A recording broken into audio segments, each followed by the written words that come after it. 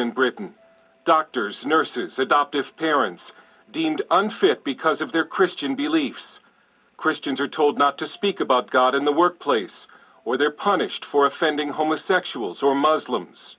Now the British government wants to pass a new equality bill that would force churches to hire practicing homosexuals or transsexuals. Christian lawyer Paul Diamond has been very successful in fighting Christian discrimination cases in the courts. In the United Kingdom, the homosexual agenda is militant, and they've been arresting Christians, jailing Christians for hate crimes, shutting off grants, constant litigation with the government, constant aggression. There's no live and let live. Your Christian values are wicked and evil, and that's what they want everybody to believe. That sounds like a BBC program which portrayed a violent Christian beheading a Muslim.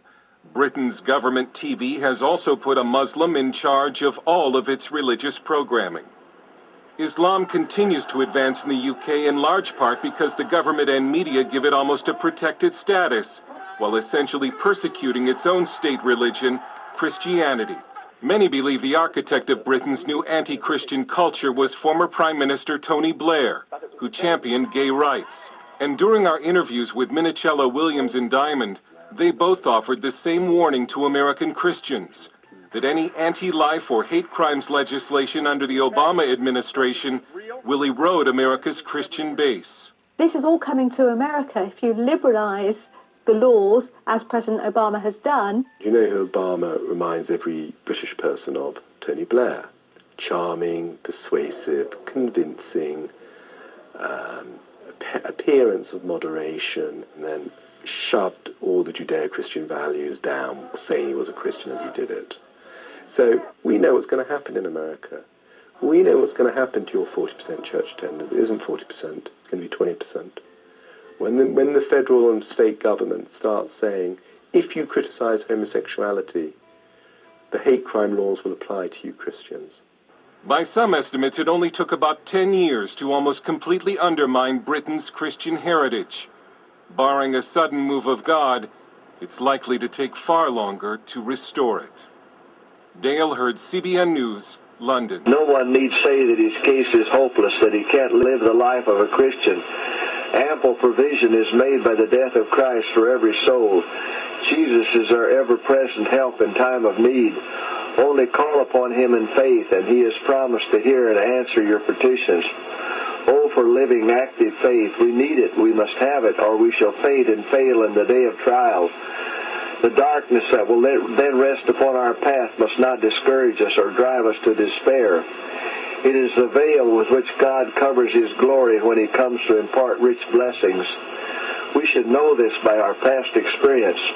In that day when God has a controversy with his people, this experience will be a source of comfort and hope. It is now that we must keep ourselves and our children unspotted from the world. It is now that we must wash our robes of character and make them white in the blood of the Lamb.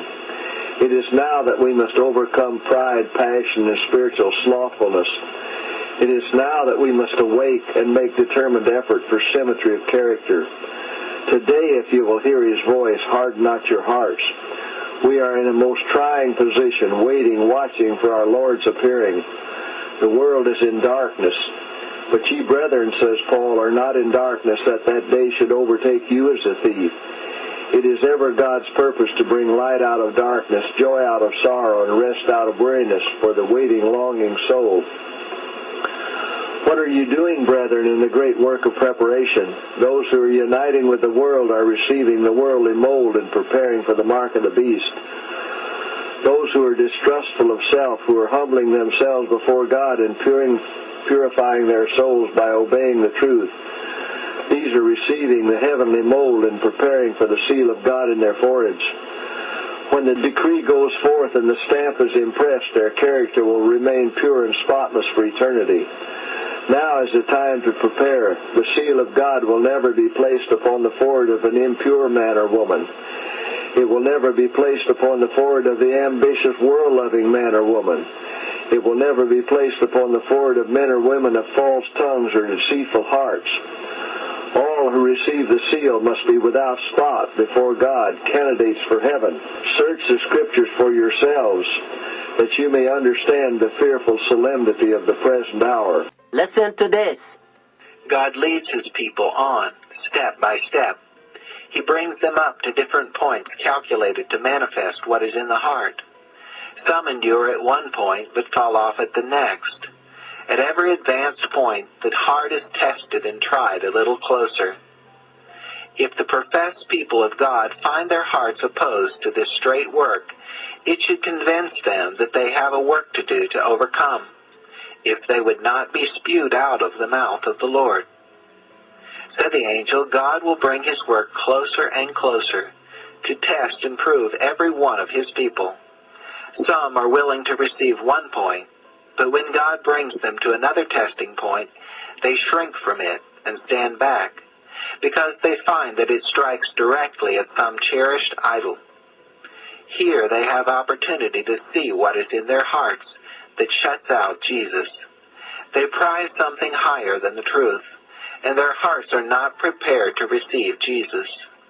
Individuals are tested and proved a length of time to see if they will sacrifice their idols and heed the counsel of the true witness. If any will not be purified through obeying the truth and overcome their selfishness, their pride, and evil passions, the angels of God have the charge. They are joined to their idols. Let them alone. And they pass on to their work, leaving these with their sinful traits unsubdued, to the control of evil angels. Those who come up to every point, and stand every test, and overcome be the price what it may, have heeded the counsel of the true witness, and they will receive the latter rain, and thus be fitted for translation. Friends, don't let the devil use hypnosis preachers, whether it's the pastor or whoever they are, to tell you that you're not going to be holy. You're going to sin until Jesus Christ comes. That's doctrines of the devils. When God says, be you holy because I'm holy.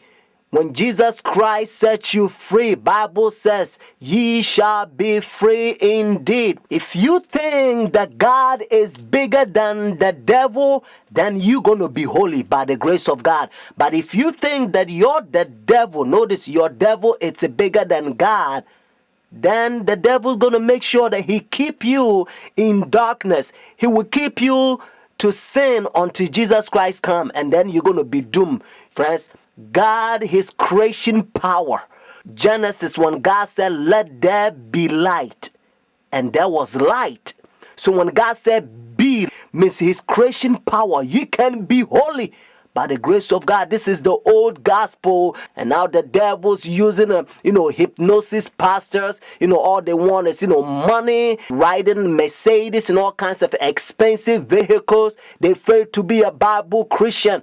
Christ is calling a humble instrument. If you are failed to be a Bible Christian, be converted. Time to take a stand. Forget yourself. Don't look for what's in it for you. It's time to look for what's in it for God.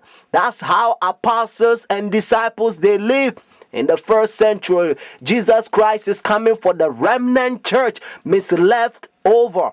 Our character, our lifestyle is going to be like the first century, the church that Jesus Christ set up. Christ is coming. Believe that you're going to be holy. He's going to help you. It depends how you program yourself.